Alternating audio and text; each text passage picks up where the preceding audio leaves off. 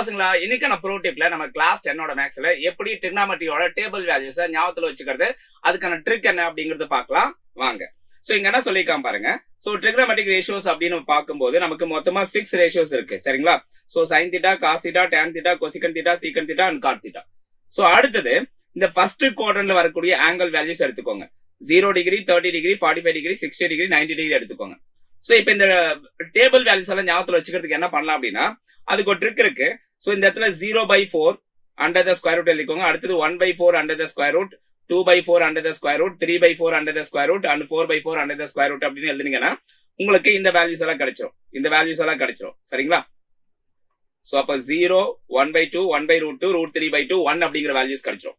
அப்படியே என்ன பண்றோம்னா இந்த வேல்யூஸ் இருக்கு இல்லையா அது அப்படியே ரிவர்ஸ்ல மாத்தி எழுதுங்க. அந்த டைரக்ஷன் அப்படியே ரிவர்ஸ்ல மாத்தி எழுதுங்க. அப்படி மாத்தி எழுதுனா உங்களுக்கு காஸ்க்கான வேல்யூஸ் கிடைச்சிரும். சரிங்களா. சோ பாருங்க இந்த இடத்துல 1 இருக்கு, இங்க √3/2 இங்க வந்திருக்கு, 1/√2 இங்க இருக்கு அண்ட் 1/2 இங்க இருக்கு, 0 வந்து லாஸ்ட்ல போயிருக்கு. அப்படியே மிரர் இமேஜ் மாதிரி வந்து ரிவர்ஸ்ல நமக்கு கிடைச்சிரும்.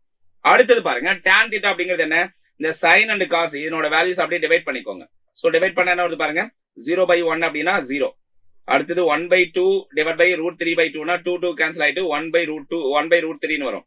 சோ அடுத்தது 1/√2 டிவைட் பை 1/√2னா 2 கேன்சல் ஆயிட்டு 1 அப்படின்னு வரும். √3/2 டிவைட் பை 1/2 அப்படின்னா 2 கேன்சல் ஆயிட்டு வெறும் √3 அப்படின்னு வரும். சரியா.